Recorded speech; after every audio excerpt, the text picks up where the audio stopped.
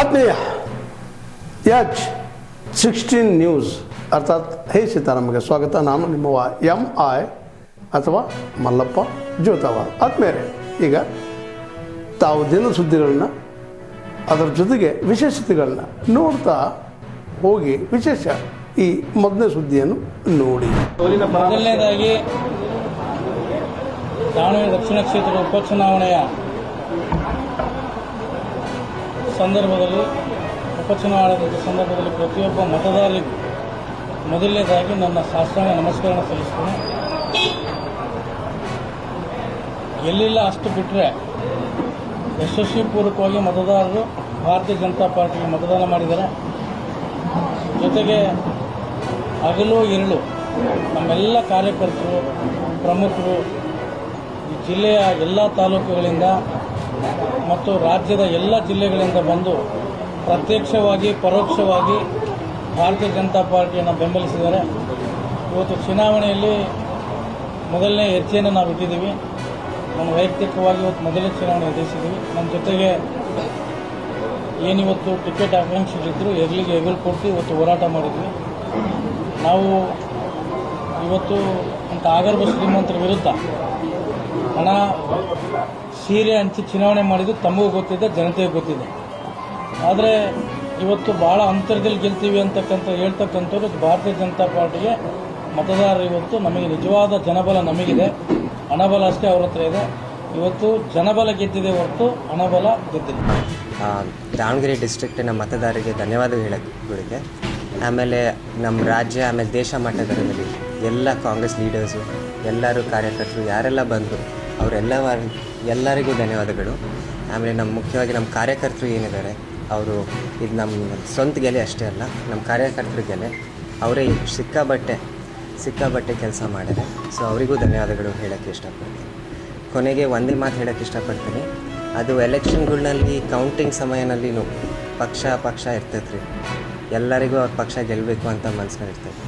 ಆದರೆ ಒಬ್ಬರು ಗೆದ್ದ ಮೇಲೆ ಅವ್ರದ್ದು ಧರ್ಮ ಎಲ್ಲರನ್ನ ಒಗ್ಗಟ್ಟಾಗೆ ಹಿಡ್ಕೊಂಡು ಮುಂದೆ ಹೋಗೋದು, ಅಭಿವೃದ್ಧಿ ಕೆಲಸಗಳು ಮಾಡೋದು. ಸೊ ಅದಕ್ಕೆ ನಮ್ಮ ದಾವಣಗೆರೆ ಜನಗಳು, ನಮ್ಮ ದುರ್ಗಮ್ಮ ದೇವಿ, ನಮ್ಮ ಶಾಮೂರು ಶಿವಶಂಕರಪ್ಪರ ಆಶೀರ್ವಾದದಿಂದ ನಾವು ಗೆದ್ದೀವಿ ಈಗ. ಆಮೇಲೆ ಈ ಕೆಲಸಗಳು ಮುಂದುವರಿಯೋದು ನಮ್ಮದು ಜವಾಬ್ದಾರಿ. ಸೊ ಅದಕ್ಕೆ ನಮ್ಮ ವಿರುದ್ಧ ನಿಂತ್ಕೊಂಡಿರೋರು ಎಲ್ಲರಿಗೂ ನಾನು ಇದು ಹೇಳೋಕ್ಕೆ ಇಷ್ಟಪಡ್ತೀನಿ. ಅದು ಏನಾರ ಬೇಡಿಕೆಗಳಿರಲಿ, ನೀವು ನಮ್ಮ ಹತ್ರ ಬರ್ರಿ. ನಮ್ಮ ಮನೆ ಬಾಗಿಲು, ನಮ್ಮ ಆಫೀಸ್ ಬಾಗಿಲು, ನಮ್ಮ ಮನಸ್ಸಿನ ಬಾಗಿಲು ಯಾವಾಗಲೂ ತೆಗೆದಿರ್ತವೆ. ಯಾಕಂದರೆ ನಂದು ಜನಗಳ ಜೊತೆ ಸ್ನೇಹದ ಸಂಬಂಧ, ಅವ್ರ ಜೊತೆನೂ ಆ ಸ್ನೇಹದ ಸಂಬಂಧನ ಬೆಳೆಸೋಕ್ಕೆ ಇಷ್ಟಪಡ್ತೀನಿ. ಶಿವಾನ್ ಪಾಟೀಲ್ ಮತ್ತು ಶಿವರಾಜ್ ಸಂಗಡಿಗವರು ಅವತ್ತು ಅದನ್ನು ವಹಿಸಲಿದ್ದಾರೆ. ದಾನಿಗಳಿಗೆ ಸನ್ಮಾನ ನಮ್ಮ ಜಿಲ್ಲೆ ಉಸ್ತುವಾರಿ ಸಚಿವರಾಗಿರ್ತಕ್ಕಂಥ ತಿಮ್ಮಾಪುರ್ ಸಾಹೇಬರು ಮತ್ತು ಬೋಸರಾಜ್ ಅವರು ಅವತ್ತು ಅದನ್ನು ವಹಿಸಲಿದ್ದಾರೆ ಅಂತಕ್ಕಂಥ ಮಾತನ್ನು ಹೇಳ್ತೀವಿ. ಲಕ್ಷ್ಮೀ ಹೆಬ್ಬಾಳ್ಕರ್ ಅವರು, ಜೆ.ಟಿ. ಪಾಟೀಲ್, ವಿಜಯಾನ ಕಾಶಪ್ಪನವರು, ಬಿ ಚಿಮನಕಟ್ಟೆ ಅವರು, ಎಸ್.ಆರ್. ರವಿಯಪ್ಪ ಅವರು, ಟಿ.ಜಿ. ಗೋವಿಂದಪ್ಪ ಅವರು, ಬಿ.ಎಚ್. ಶ್ರೀನಿವಾಸ್ ಅವರು, ಅಭಯ್ ಪ್ರಸಾದ್ ಅವರು, ಜೆ.ಎನ್. ಗಣೇಶ್ರವರು ಮತ್ತು ಪಿ.ಆರ್. ಗಿರಿಯಪ್ಪ ಅವರು, ಉಮಾಶ್ರೀ ಅವರು, ಸುನೀಲ್ ಗೌಡ ಪಾಟೀಲ್ರು, ಎಸ್.ಆರ್. ಪಾಟೀಲ್ರು, ಎಚ್.ಎಂ. ರೇವಣ್ಣ ಅವರು, ಎಸ್.ಸಿ. ನಂಜೇಮಠರು, ಕೀರ್ತಿ ಗಣೇಶ್ ಅವರು, ಬಿ.ಜಿ. ಗಣೇಶ್ ಅವರು, ನಾಗೇಂದ್ರ ಪ್ರಸಾದ್ ಅವರು ಇವರು ವಹಿಸಲಿದ್ದಾರೆ. ಮತ್ತು ನೂತನವಾಗಿ ಶಾಸಕರಾಗಿರ್ತಕ್ಕಂಥ ಸಹೋದರ ಉಮೇಶ್ ಮೇಟಿ ಅವರು ಕೂಡ ಮುಖ್ಯ ಅತಿಥಿಗಳಾಗಿ ಆಗಮಿಸಿದ್ದಾರೆ ಅಂತಕ್ಕಂಥ ಮಾತನ್ನು ಸಂದರ್ಭಿಸ್ತೀನಿ. ಸುಮಾರು ಈ ಒಂದು 50,000 ಜನಸಂಖ್ಯೆ ಬರ್ತಕ್ಕಂಥ ವ್ಯವಸ್ಥೆಗಳು ಎಲ್ಲ ವ್ಯವಸ್ಥೆಯನ್ನು, ಊಟದ ವ್ಯವಸ್ಥೆ ಇರಬಹುದು, ಈ ವಾಸ್ತವ್ಯದ ವ್ಯವಸ್ಥೆ ಇರಬಹುದು, ಎಲ್ಲವನ್ನೂ ಕೂಡ ಸಮಿತಿಯವರು ಅಚ್ಚುಕಟ್ಟಿನಿಂದ ಮಾಡಿದ್ದೇವೆ ಅಂತಕ್ಕಂಥ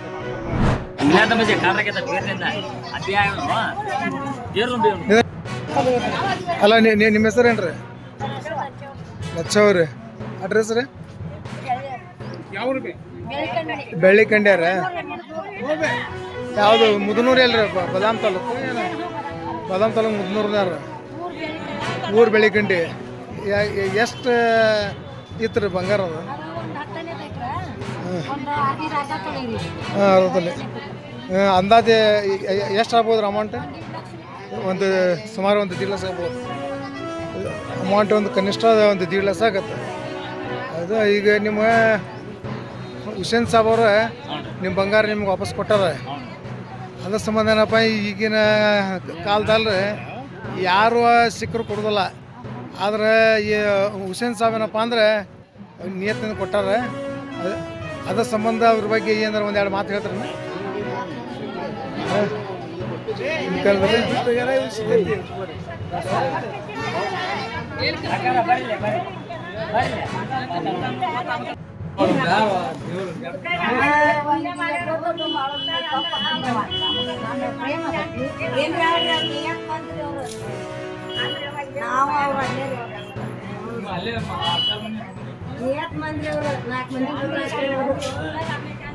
ತಾವೆಲ್ಲ ಇಲ್ಲಿವರೆಗೆ ಸುದ್ದಿಗಳನ್ನು ನೋಡಿದಿರಿ, ಜೊತೆಗೆ ವಿಶೇಷ ಘಟನೆಗಳನ್ನು ಸಹ ನೋಡಿದಿರಿ.